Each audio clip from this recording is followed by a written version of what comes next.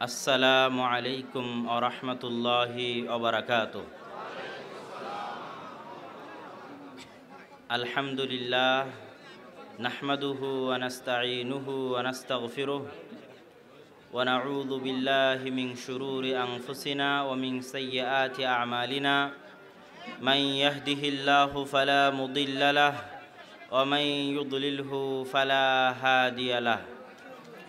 আশহাদু আল্লা ইলাহা ইল্লাল্লাহু ওয়াহদাহু লা শারীকা লাহু ওয়া আশহাদু আন্না মুহাম্মাদান আবদুহু ওয়া রাসূলুহু। আম্মা বা'দ ফাআউযু বিল্লাহি মিনাশ শাইতানির রাজীম। আম্মান খালাকাস সামাওয়াতি ওয়াল আরজ ওয়া আনজালা লাকুম মিনাস সামাই মা'আন ফাআনবাতনা বিহি হাদাইকা যাতা বাহজাহ মা কানা লাকুম আন তুমবিতু শাজারাহা আইলাহুম মা'আল্লাহ বাল হুম কওমুন ইয়াদিলুন। যাবতীয় প্রশংসা হামদ ও সানা আল্লাহ সুবহানাহু তাআলার জন্য, সকলেই বলে আলহামদুলিল্লাহ। আমরা সাহায্য প্রার্থনা করি আল্লাহ সুবহানাহু তাআলার নিকটে, ক্ষমা প্রার্থনা করি তার নিকটে। আমাদের যাবতীয় অন্যায় গুনাহ কাজের অনিষ্ট কুফল থেকে তার নিকটে পরিত্রাণ চাই। আল্লাহ সুবহানাহু তাআলা যাকে হেদায়েত দিতে চান তাকে কেউ পথভ্রষ্ট করতে পারে না, আর আল্লাহ সুবহানাহু তাআলা যাকে হেদায়েত দিতে চান না তাকে কেউ হেদায়েত দিতে পারে না। আমরা সাক্ষ্য দেই আল্লাহ সুবহানাহু তাআলা ব্যতীত সত্যিকার উপাস্যের যোগ্য, দাসত্বের যোগ্য, ইবাদতের যোগ্য কেউ নাই। তিনি নামে গুণে কর্মে একক ও অদ্বিতীয় সত্তা, লা শারীকা লাহ, তার কোনো শরীক বা অংশীদার নেই। আমরা আরও সাক্ষ্য দিই মুহাম্মদ সাল্লাল্লাহু আলাইহি ওয়াসাল্লাম আল্লাহ সুবহানাহু তাআলার প্রেরিত রাসূল এবং তার বান্দা, দাস, গোলাম। সম্মানিত উপস্থিতি, আজকে কসবা তাওহীদ ফাউন্ডেশনের উদ্যোগে আয়োজিত উক্ত ইসলামী সম্মেলনে আমার বক্তব্যের বিষয়বস্তু দেওয়া আছে তাওহীদ ও শিরকের পরিচয়। বাংলাদেশের মাটিতে তাওহীদ এমন এক বিষয় যেটা সম্পর্কে মানুষ নিজেকে মুসলমান দাবি করলেও তাওহীদ বিষয়ে অজ্ঞ। আর শিরক এমন এক বিষয় যেটা বিষয়ে মানুষ নিজেকে মুসলমান দাবি করলেও তারা শিরকের মধ্যে নিমজ্জিত, শিরকের মধ্যে পতিত। বিশেষ করে আমরা আজকে যে অঞ্চলগুলোতে বক্তব্য দিতে এসেছি, ব্রাহ্মণবাড়িয়া, সিলেট, মৌলভীবাজার, এই অঞ্চলগুলো শিরক বেদাতে পরিপূর্ণ। কবর, মাজার, পীর পূজা ইত্যাদি বিভিন্ন ধরনের শিরকে সমাজ আচ্ছন্ন। এই জন্য এই ধরনের জায়গায় শিরকের উপর আলোচনা হওয়া, তাওহীদের উপর আলোচনা হওয়া অনেক জরুরি। আপনাদেরকে তাওহীদ এবং শিরকের এই আলোচনা শুনে বুঝে নিজ নিজ এলাকায় গিয়ে এটার প্রচার করতে হবে। এবং তাওহীদের প্রচারই হচ্ছে ইসলামের দাওয়াতের মৌলিক ভিত্তি, মৌলিক নীতি। এটা দিয়েই সব নবী রাসূল তাদের দাওয়াত শুরু করেছেন, এটা দিয়েই রাসূল সাল্লাল্লাহু আলাইহি ওয়াসাল্লাম দাওয়াত শুরু করার নসিহা করেছেন। এটাই হচ্ছে সব কিছুর মৌলিক ভিত্তি, সার নির্যাস। আল্লাহ সুবহানাহু তাআলা পবিত্র কোরআন মাজিদে বলছেন, আমি আপনাদের সামনে যে আয়াত পাঠ করলাম সূরা নাহলের, আম্মান খালাকাস সামাওয়াতি ওয়াল আরজ, দুনিয়ার মানুষ তোমাদের নিকটে জিজ্ঞাসা আসমান জমিন কে সৃষ্টি করেছে। দুনিয়ার মানুষ উত্তরে বলবে আল্লাহ সুবহানাহু তাআলা সৃষ্টি করেছে, এটা আল্লাহ সুবহানাহু তাআলা জানেন। আল্লাহ সুবহানাহু তাআলা পরের বাক্যে বলছেন, ওয়াংজালনা লাকুম মিনাস সামাই মা, দুনিয়ার মানুষ আসমান থেকে তোমাদের জন্য বৃষ্টি বর্ষণ করে কে। আল্লাহ সুবহানাহু তাআলা জানেন যে দুনিয়ার মানুষ উত্তরে বলবে যে আল্লাহ সুবহানাহু তাআলা এই বৃষ্টি বর্ষণ করান। পরের বাক্যে আল্লাহ সুবহানাহু তাআলা দুনিয়ার মানুষকে জিজ্ঞেস করছেন যে কে এই বৃষ্টি থেকে তোমাদের জন্য ফল ফলাদি, ফসল, গাছপালা উৎপাদন করে থাকে, বীজ থেকে অঙ্কুরোদ্গম কে ঘটায়। দুনিয়ার মানুষ উত্তরে বলবে যে আল্লাহ সুবহানাহু তাআলা ঘটান। এইটা আল্লাহ সুবহানাহু তাআলা জানেন যে দুনিয়ার মানুষ এই উত্তর দিবে। এজন্য আল্লাহ সুবহানাহু তাআলা চ্যালেঞ্জ দিয়ে বলেছেন, মা কানা লাকুম তুমবিতু শাজারাহা, দুনিয়ার মানুষ শোনো, আমি আল্লাহ সুবহানাহু তাআলা তোমাদেরকে চ্যালেঞ্জ দিয়ে যাচ্ছি যে একটা ছোট্ট বীজের দানা থেকে একটা গাছ উৎপন্ন করা, একটা ফল উৎপন্ন করার পৃথিবীর সকল মানুষ, জিন, বৈজ্ঞানিক, ডাক্তার, সার, কীটনাশক, বালাইনাশক সব কিছু ব্যবহার করে পোকামাকড় থেকে রক্ষা করেও তোমরা একটা বীজ থেকে গাছ উৎপন্ন করতে পারবে না যদি আমি আল্লাহ না চাই। এটা আল্লাহ সুবহানাহু ওয়া তাআলার চ্যালেঞ্জ। এতগুলো কথা আল্লাহ সুবহানাহু ওয়া তাআলা কেন বললেন? আল্লাহ সুবহানাহু ওয়া তাআলা জানেন মানুষ উত্তরে বলবে যে এগুলোর সৃষ্টিকর্তা আল্লাহ। কিভাবে জানেন? আল্লাহ সুবহানাহু ওয়া তাআলা আরেক আয়াতে বলছেন, ওয়ালাইন সাআলতুমু, আপনি যদি জিজ্ঞেস করেন তাদেরকে, ইহুদি খ্রিস্টানদেরকে, মান খালাকাস সামাওয়াতি ওয়াল আরজ, আসমান জমিন কে সৃষ্টি করেছে, লা ইয়াকুলুন্নাল্লাহ, ইহুদি খ্রিস্টান সবাই উত্তরে বলবে যে আসমান জমিন আল্লাহ সুবহানাহু ওয়া তাআলা সৃষ্টি করেছে।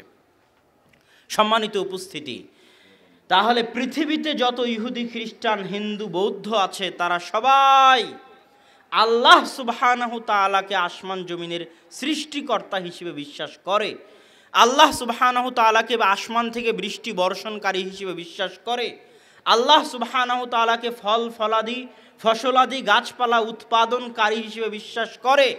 তারপরেও আল্লাহ সুবহানাহু তাআলা আয়াত শেষ করতেছেন এই জিজ্ঞাসা দিয়ে, আ ইলাহুম মাআল্লাহ, বলো দুনিয়ার মানুষ, যদি আমি আসমান জমিনের সৃষ্টিকর্তা হয়ে থাকি, যদি আমি আসমান থেকে বৃষ্টি বর্ষণকারী হয়ে থাকি, যদি আমি গাছপালা বাগানরাজি উৎপাদনকারী হয়ে থাকি, তাহলে আমি ব্যতীত অন্য কি কেউ ইলাহ হতে পারে?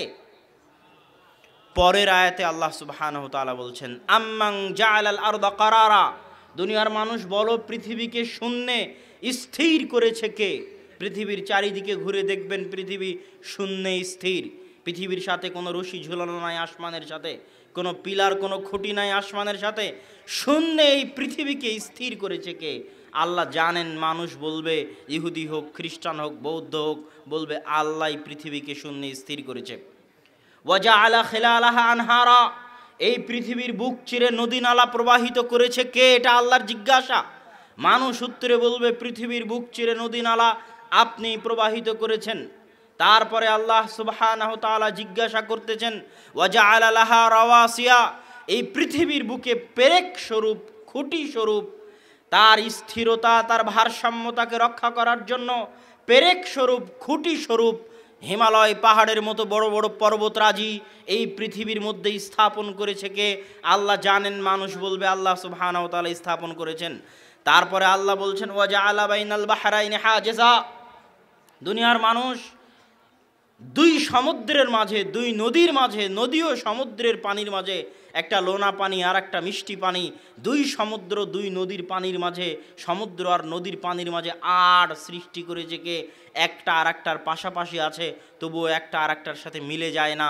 আল্লাহ জানেন, দুনিয়ার মানুষ উত্তরে বলবে আর সৃষ্টি করেছেন আল্লাহ সুবহানাহু ওয়া তাআলা। এতগুলো কথা বলার পর আবার আগের আয়াতে আল্লাহ যে জিজ্ঞাসা করেছিলেন ওই জিজ্ঞাসা আবার এই আয়াতেই করতেছেন, আ ইলাহুম মাআল্লাহ, দুনিয়ার মানুষ পৃথিবীকে স্থিরকারী সত্তা যদি আমি হই, পৃথিবীর বুকে নদী নালা প্রবাহিতকারী সত্তা যদি আমি হই, পৃথিবীর বুকে পাহাড় স্বরূপ পেরেক স্থাপনকারী যদি আমি হই, পৃথিবীর বুকে নদী সমুদ্রের মাঝে আড় স্থাপনকারী যদি আমি হই, আ ইলাহুম মাআল্লাহ, আমি ব্যতীত কি কোনো ইলাহ থাকতে পারে? এটা আল্লাহ সুবহানাহু ওয়া তাআলার জিজ্ঞাসা, উত্তর মানুষ দিবে। সম্মানিত উপস্থিতি, এই দুই আয়াত দিয়ে আমি যেটা বুঝাতে চাচ্ছি, এই দুই আয়াতের মধ্যে আরও 2-3 আয়াত আল্লাহ সুবহানাহু ওয়া তাআলা এরপরে বলেছেন, একই জিজ্ঞাসা দিয়ে আল্লাহ আয়াত শেষ করেছেন। তো আমি দুটো আয়াতই তার মধ্যে পাঠ করলাম। এই দুই আয়াত দিয়ে আমি যেটা বুঝাতে চাচ্ছি, এই দুই আয়াতই আজকের উপস্থিত জনতার জন্য, সারা পৃথিবীর মানুষের জন্য তাওহীদ বুঝার জন্য যথেষ্ট, যে তাওহীদ কী জিনিস। আল্লাহ সুবহানাহু ওয়া তাআলা এই দুই আয়াতে স্পষ্ট ঘোষণা করে দিলেন। আল্লাহ সুবহানাহু ওয়া তাআলার এই দুই আয়াতের স্পষ্ট ঘোষণা হচ্ছে, আল্লাহকে আসমান জমিনের সৃষ্টিকারী হিসেবে বিশ্বাস করা, আল্লাহকে ইলাহ হিসেবে বিশ্বাস করা নয়। আল্লাহ সুবহানাহু ওয়া তাআলাকে রিজিক দাতা হিসেবে বিশ্বাস করা, আল্লাহ সুবহানাহু ওয়া তাআলাকে ইলাহ হিসেবে বিশ্বাস করা নয়। আল্লাহ সুবহানাহু ওয়া তাআলাকে আসমান থেকে বৃষ্টি বর্ষণকারী হিসেবে বিশ্বাস করা, আল্লাহ সুবহানাহু ওয়া তাআলাকে ইলাহ হিসেবে বিশ্বাস করা নয়। আল্লাহ সুবহানাহু ওয়া তাআলাকে ফসলাদি গাছপালা উৎপন্নকারী হিসেবে বিশ্বাস করা, আল্লাহ সুবহানাহু ওয়া তাআলাকে ইলাহ হিসেবে বিশ্বাস করা নয়। আল্লাহ সুবহানাহু ওয়া তাআলাকে পৃথিবী স্থিরকারী হিসেবে বিশ্বাস করা, আল্লাহ সুবহানাহু ওয়া তাআলাকে ইলাহ হিসেবে বিশ্বাস করা নয়। আল্লাহ সুবহানাহু ওয়া তাআলাকে পৃথিবীর বুকে পেরেক স্বরূপ পাহাড় স্থাপনকারী হিসেবে বিশ্বাস করা, আল্লাহ সুবহানাহু ওয়া তাআলাকে ইলাহ হিসেবে বিশ্বাস করা নয়। আল্লাহ সুবহানাহু ওয়া তাআলাকে পৃথিবীর বুকে নদী নালা প্রবাহিতকারী হিসেবে বিশ্বাস করা, আল্লাহ সুবহানাহু ওয়া তাআলাকে ইলাহ হিসেবে বিশ্বাস করা নয়। এটা আল্লাহ ঘোষণা করে দিলেন। কিভাবে? আল্লাহ জানেন পৃথিবীর সব মানুষ আল্লাহকে আসমান জমিনের সৃষ্টিকর্তা হিসেবে বিশ্বাস করে, ইলাহ হিসেবে বিশ্বাস খুব কম মানুষই করে। এই জন্য বলছেন আইলাহুম আল্লাহ, শোনো, যারা আমাকে আসমান জমিনের সৃষ্টিকর্তা বিশ্বাস করো, তারা আমাকে ইলাহ হিসেবে বিশ্বাস করো না কেন? এটা আল্লাহর জিজ্ঞাসা। সম্মানিত উপস্থিতি, আবু জাহাল, আবু তলেব, আবু লাহাব আল্লাহকে আসমান জমিনের সৃষ্টিকর্তা হিসেবে বিশ্বাস করত। আবু জাহাল, আবু তলেব, আবু লাহাব আল্লাহ সুবহানাহু ওয়া তাআলাকে আসমান থেকে বৃষ্টি বর্ষণকারী হিসেবে বিশ্বাস করত। আবু জাহাল, আবু তলেব, আবু লাহাব আল্লাহ সুবহানাহু ওয়া তাআলাকে পৃথিবীর বুকে নদী নালা প্রবাহিতকারী হিসেবে বিশ্বাস করত। আল্লাহ সুবহানাহু ওয়া তাআলাকে পৃথিবীর বুকে পেরেক স্থাপনকারী হিসেবে বিশ্বাস করত। আল্লাহ সুবহানাহু ওয়া তাআলাকে ফলাদি গাছপালা উৎপন্নকারী হিসেবে বিশ্বাস করত। তাহলে আল্লাহর রাসূল কেন আবু জাহাল, আবু লাহাব, আবু তলেবের বিরুদ্ধে যুদ্ধ করতে গেলেন? আবু জাহাল, আবু তলেব, আবু লাহাব আমার আপনার চাইতেও অনেক ক্ষেত্রে ভালো ছিল। আজকের যারা মুশরিক, আজকের যারা তাওহীদ বোঝে না, তাদের চাইতে অনেক অনেক তাদের বুঝ শক্তি ভালো ছিল। তারা আল্লাহ সুবহানাহু ওয়া তাআলার উপর বিশ্বাস স্থাপন করত।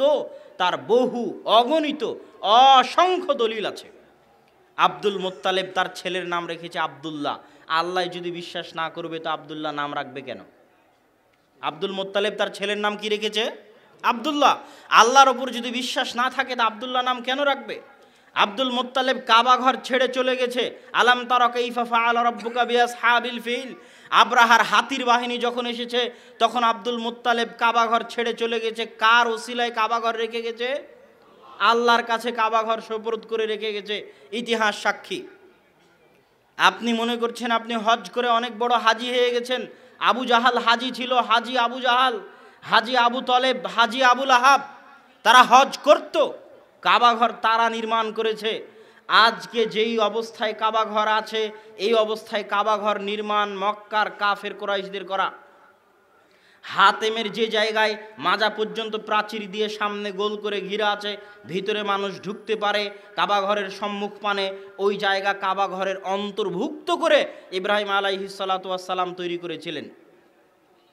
কিন্তু যখন আবু জাহাল, আবু তলেব, আবু লাহাব, মক্কার কাফের কুরাইশরা কাবা ঘর বানাতে গেছে, তখন হারাম টাকা দিয়ে কাবা ঘর বানাবে না, কার কত হালাল ইনকাম আছে জমা করো। হালাল ইনকাম দিয়ে কাবা ঘর বানাতে গিয়ে অতটুকুই বানাতে পেরেছে, সামনের ওই গোলাকার অংশটুকু পূরণ করতে পারেনি, তখন খালি ছেড়ে দিয়েছে। আল্লাহ রাসূলও এটা খালি ছেড়ে দিয়েছিলেন, পূরণ করেননি। তাহলে আবু জাহাল, আবু তলেব, আবু লাহাব কি আল্লাহর উপর বিশ্বাস করতেন না? আবু জাহাল, আবু তলেব, আবু লাহাব যখন হজ করত, বলা হয়ে থাকে যে মক্কার কুফফারেরা অনেক সময় উলঙ্গ হয়ে হজ করত। মুফাসসিরিনেরা লিখছেন যে কেন উলঙ্গ হয়ে হজ করত? সন্দেহ করত যে এই জামাতে মনে হয় হারাম টাকা আছে, জামা খুলে ফেলে দিয়ে হজ করত, যেন আল্লাহ হজ কবুল করে। তাহলে তারা কি আল্লাহর উপর বিশ্বাস করতো না? করতো না? করত। আবু জাহাল যখন গেল বদরের যুদ্ধে, তখন আবু জাহাল কাবা ঘরে গিয়ে দোয়া করছে, আল্লাহুম্মা আনসুর আহদাল ফিআতাইন, হে আল্লাহ। আল্লাহর নিকটে দোয়া করছে কে? বলেন তো কে দোয়া করছে? আবু জাহাল। হে আল্লাহ, আজকের বদরের যুদ্ধে যারা হকের সবচেয়ে নিকটবর্তী, আপনি তাদেরকে বিজয় দান করেন। দোয়া করছে আবু জাহাল, দোয়া করছে আল্লাহর নিকটে, অথচ আবু জাহালের বিরুদ্ধে যুদ্ধ করছে মুহাম্মদ সাল্লাল্লাহু আলাইহি ওয়াসাল্লাম। তাহলে আবু জাহালের ঈমান আর মুহাম্মদ সাল্লাল্লাহু আলাইহি ওয়াসাল্লামের ঈমানের মধ্যে এমন কি পার্থক্য ছিল, এমন কি অন্তর ছিল, এমন কি সমস্যা ছিল, যেই কারণে মুহাম্মদ সাল্লাল্লাহু আলাইহি ওয়াসাল্লাম আবু জাহালের বিরুদ্ধে যুদ্ধ করতেছেন? আবু জাহাল, আবু লাহাব, আবু তলেবকে আমরা কাফের বলে জানতেছি, এমন কি সেই সমস্যা? সেই সমস্যাটি আল্লাহ পরের আয়াতে বলেছেন, আ ইলাহুম্মা আল্লাহ, আমাকে যখন সৃষ্টিকর্তা মানো, আমাকে যখন রিজিক দাতা মানো, তখন আমি ব্যতীত আর কি কোনো ইলাহ হতে পারে? মানুষ মনে করেছে আল্লাহকে রব হিসেবে মেনে নিয়েছি মানে আমি মুসলমান। আপনার ব্রাহ্মণবাড়িয়ার শত হাজারো লাখো মানুষ মনে করেছে আমি আল্লাহকে জীবন দানকারী মৃত্যু দানকারী মেনে নিয়েছি মানে আমি মুসলমান হয়ে গেছি। তাহলে আপনার আর আবু জাহালের মধ্যে পার্থক্যটা কোথায়? আবু জাহালও তো আল্লাহকে জীবন দানকারী আর মৃত্যু দানকারী বলে বিশ্বাস করত। সমস্যা হচ্ছে আপনি এখনো বুঝেননি ইলাহ কাকে বলে, উলুহিয়াত কাকে বলে। আপনি যে রোজ পড়তেছেন লা ইলাহা ইল্লাল্লাহ, জিকির করতেছেন লা ইলাহা ইল্লাল্লাহ, তো এই অর্থটা কি, ইলাহ মানেটা কি, এটা আপনি এখন পর্যন্ত বুঝতে পারেননি। এইটা বুঝাটাই হচ্ছে তাওহীদ, এটা বুঝাটাই হচ্ছে প্রকৃত মুমিন হওয়া। এই ইলাহের জায়গায় আবু জাহাল আর মুহাম্মদ সাল্লাল্লাহু আলাইহি ওয়াসাল্লামের ঈমানের পার্থক্য। আল্লাহ সুবহানাহু ওয়া তাআলা কোরআনের সূরা ফাতিহাতে বলছেন, আলহামদুলিল্লাহি রাব্বিল আলামিন, প্রশংসা রব্বুল আলামিনের, আলামিনের রবের। আল্লাহ বলেননি আলহামদুলিল্লাহি রাব্বিল মুসলিমিন, আলহামদুলিল্লাহি রাব্বিল মুমিনিন, আলহামদুলিল্লাহি রাব্বিল মুজাহিদিন, আলহামদুলিল্লাহি রাব্বিল মুহাজিরিন ওয়ান নাসারা। প্রশংসা মুমিনদের রবের, প্রশংসা মুসলমানদের রবের, প্রশংসা মুজাহিদদের রবের, প্রশংসা আনসারি মহাজিরদের রবের। এটা আল্লাহ সুবহানাহু ওয়া তাআলা বলেননি, বলেছেন আলামিন, আসমান জমিন এবং তার মাঝে যা কিছু আছে তাদের সকলের রব।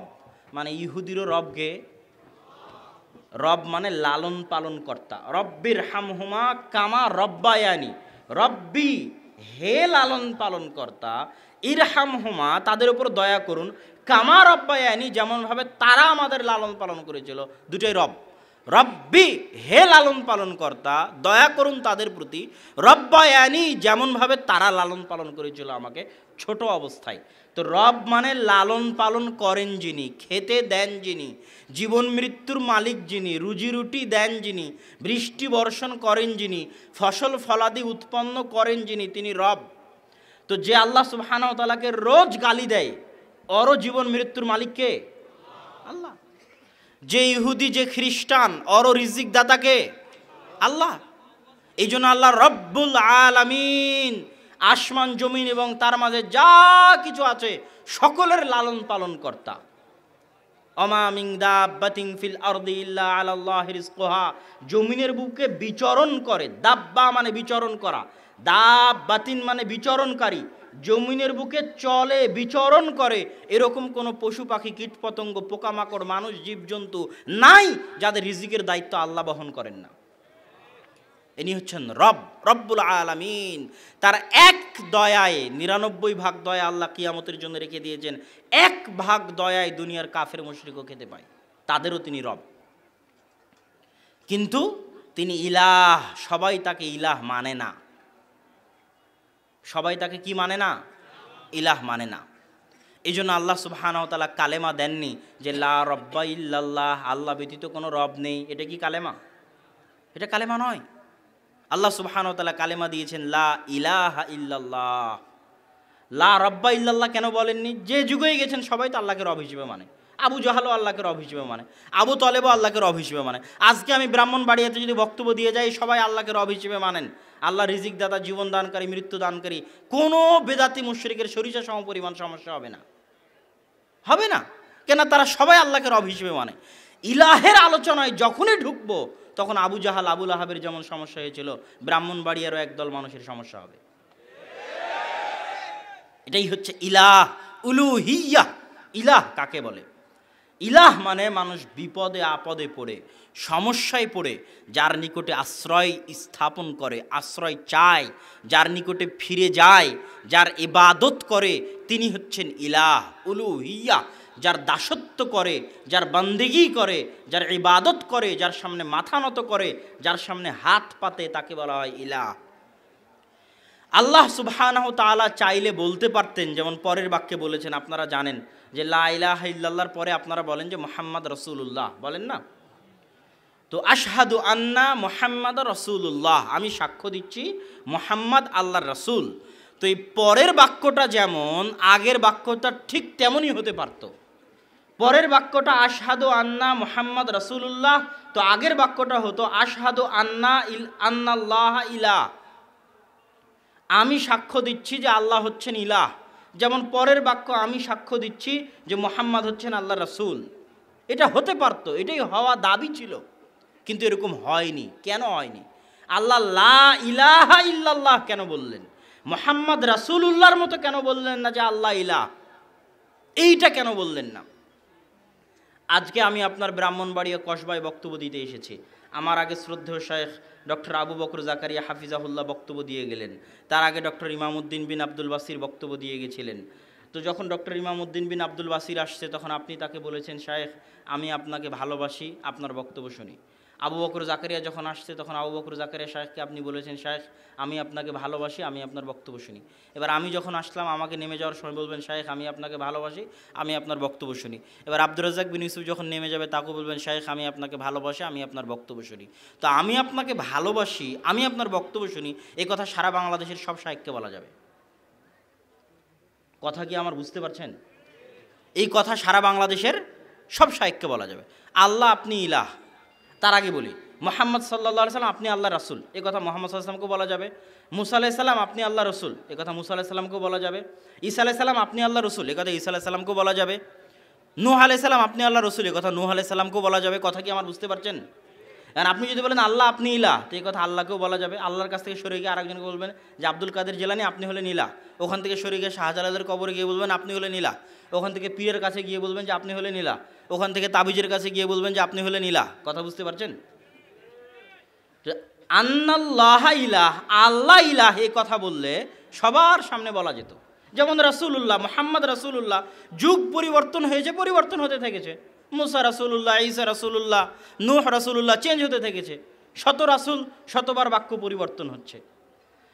এইটার যেন আপনি সুযোগ না পান, এই জন্য বাক্যটা উল্টে গেছে। বাক্যটা এইভাবে হয়েছে, লা ইলাহা, দুনিয়ার যত কিছুকে তুমি ইলাহ মানো, ইলাহের মর্যাদা দাও, সরিষা সমপরিমাণ উলুহিয়াতের মর্যাদা দাও, চুল সমপরিমাণ উলুহিয়াতের মর্যাদা দাও, ওই সমস্ত ইলাহকে আগে লাথি দিয়ে, পা দিয়ে, পিষে ভেঙে চুরমার করতে হবে।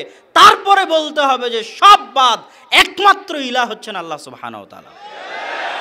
এটা হলো লা ইলাহা ইল্লাল্লাহর অর্থ। লা ইলাহা ইল্লাল্লাহ বললে অন্য কারো মাঝে উলুহিয়াত ঢুকানোর সরিষা সমপরিমাণ, চুল সমপরিমাণ সুযোগ থাকবে না যে আল্লাহ কাউকে মানি না, শুধু আপনার উলুহিয়াতকে মানি। এটা হলো লা ইলাহা ইল্লাল্লাহ।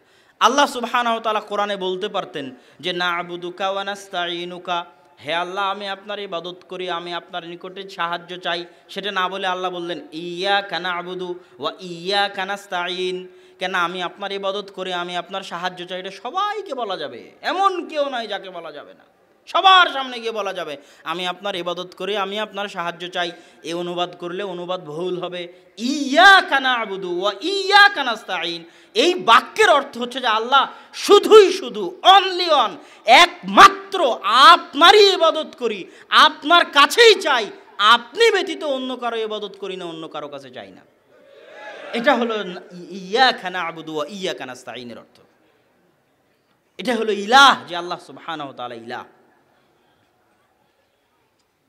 আল্লাহ সুবহানাহু ওয়া তাআলার এই উলুহিয়াতের এই দাওয়াত হচ্ছে তাওহীদের মৌলিক দাওয়াত। আল্লাহ সুবহানাহু ওয়া তাআলার দায়িত্ব হচ্ছে রব। আল্লাহ মানুষকে খাওয়াবেন, পড়াবেন, লালন পালন করবেন, এটা তার দায়িত্ব। আর আল্লাহকে ইলাহ হিসেবে মানবে, এটা কার দায়িত্ব? বান্দার দায়িত্ব। ওয়ামা খালাকতুল জিন্না ওয়াল ইনসা ইল্লা লিয়াবুদুন, আমি জিন আর মানুষকে সৃষ্টি করেছি আমার দাসত্ব করার জন্য। যদি অনুবাদ করতাম আমার ইবাদত করার জন্য, তাহলে আপনি বুঝতেন মসজিদে ঢুকে বের হয়ে গেলাম, ইবাদত শেষ। সিয়াম পালন করলাম রমজান মাসে, ইবাদত শেষ। মসজিদের বাইরে আর ইবাদত বলে কিছু নাই। এই জন্য অনুবাদ করলাম ওমা খালাকতুল জিন্না ওয়াল ইনসা ইল্লা লিয়াবুদুন, আমি জিন আর মানুষকে সৃষ্টি করেছি আমার দাসত্ব করার জন্য।